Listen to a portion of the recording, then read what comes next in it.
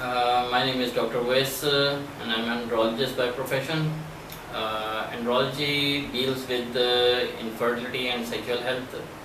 Infertility by definition you can say infertility का मतलब ये होता है कि वो कपल जो कि तकरीबन एक साल मिनिमम एक साल से कोशिश कर रहा हो कंसीव करने की और वो कंसीव नहीं कर पा रहा हो, तो that comes under heading of infertility. तो ऐसे बहुत सारे पेशेंट्स हैं हमारे यहाँ. इनफर्टिलिटी डे बाय डे बहुत ज़्यादा बढ़ती जा रही है और इसमें सिर्फ फीमेल इनफर्टिलिटी काउंट नहीं होती है, जो कि हमारे माशरे का एक डायलेमा है कि हमारे यहाँ सिर्फ फीमेल पार्टनर जो है वो डॉक्टर को अप्रोच कर रहा होता है और अपने आप को इन्वेस्टिगेट कर रहा होता है.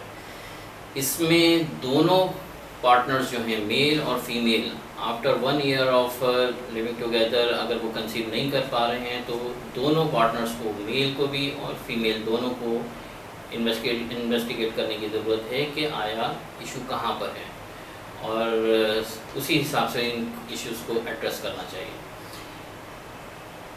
There are multiple factors as I am dealing with mainly with the male partners. Male infertility हमारे यहाँ बहुत ज़्यादा बढ़ती जा रही है. मल्टीपल फैक्टर्स हैं जो इसमें कंट्रीब्यूट करते हैं. That include genetic factors.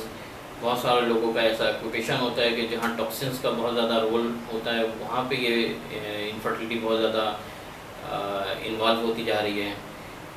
Infertility के मल्टीपल कॉजेज़ होते हैं. मेल इनफर्टिलिटी के अंदर बहुत ज़्यादा जो चीज़ें इन्वॉल्व करती हैं वो हमारा स्ट्रेस फैक्टर है. स्ट्रेस फैक्टर एक बहुत इंपॉर्टेंट फैक्टर है जिसकी वजह से स्पर्म काउंट अफेक्ट होता है. इसके अलावा ओबेसिटी है, हमारा लाइफस्टाइल है, डाइटरी फैक्टर्स हैं, जेनेटिक फैक्टर्स हैं, एनवायरमेंटल पॉल्यूटेंट्स हैं, टॉक्सिन्स हैं. मल्टीपल इश्यूज़ हैं जो कि रोल प्ले करते हैं लो स्पर्म काउंट के अंदर. हार्मोनल इम्बैलेंसेस हैं. इसी तरह फीमेल के अंदर भी इसी तरह से बहुत सारे फैक्टर्स हैं जो इन्वॉल्व होते हैं इनफर्टिलिटी कॉज करने में. तो एक साल जब कंप्लीट हो जाए तो उसके बाद और पेशेंट कपल कंसीव नहीं कर पा रहा है तो मेल और फीमेल दोनों पार्टनर्स को इनफर्टिलिटी स्पेशलिस्ट के पास अप्रोच करना चाहिए. हमारे यहाँ बहुत सारे लोग हैं जो ट्रीट कर रहे हैं. उसमें जनरल फिजिशियंस भी हैं, लोकल जीपी भी हैं, मल्टीपल हैं. बट मेरे ख्याल में इनको इनफर्टिलिटी स्पेशलिस्ट के पास जाना चाहिए ताकि उनका टाइम भी सेव हो और प्रॉपरली एक अच्छी जगह पे अप्रोच कर सकें.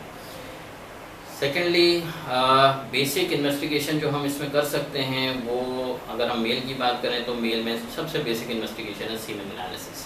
सीमेन एनालिसिस मैंडेटरी है कि सिर्फ और सिर्फ इनफर्टिलिटी सेंटर या इनफर्टिलिटी लैब से किया जाए. हमारे यहाँ बहुत सारी अच्छी लैब्स हैं बट उनके पास इनफर्टिलिटी या सीमेन एनालिसिस करने का सेटअप मौजूद नहीं है, इक्विपमेंट मौजूद नहीं है, जिसकी वजह से वो एक सिंपल सी एक रिपोर्ट बना के दे देते हैं और हमारे यहाँ बहुत सारे फिजिशियन डॉक्टर्स उस रिपोर्ट के ऊपर ट्रीटमेंट कर रहे होते हैं बट जो कि रिपोर्ट ही ऑथेंटिक नहीं होती प्रॉपर. तो इसलिए सीमेन एनालिसिस सिर्फ और सिर्फ इनफर्टिलिटी क्लिनिक से या इनफर्टिलिटी लैब से जहाँ प्रॉपर इक्विपमेंट मौजूद हो सीमेन एनालिसिस करने का, सिर्फ वहीं से होनी चाहिए.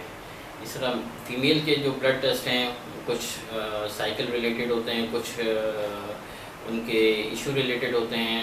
तो वो सारे बेसिक इन्वेस्टिगेशंस होती हैं जैसे FSH है, LH है, प्रोलैक्टिन है, जो कि डे 2 ऑफ साइकिल के ऊपर किया जाता है. इसके अलावा और बहुत सारी चीज़ें हैं जो कि इशू रिलेटेड फिर आ जाती हैं. जो इशू हिस्ट्री के अकॉर्डिंगली हमारे पास आ रहा होता है उस हिसाब से हम उसको फर्दर आगे इन्वेस्टिगेट करते हैं. तो कंक्लूजन ये है कि हमारे यहाँ इनफर्टिलिटी का जो इशू है स्पेशली इन मेल वो बहुत ज़्यादा बढ़ता जा रहा है. ऑलमोस्ट 50% कपल्स जिनके अंदर प्रॉब्लम हो रही होती है कंसीव करने की, उनमें 50% या मेरे ख्याल में 50% से भी ज़्यादा मेल पार्टनर के अंदर इशू आ रहा है सामने.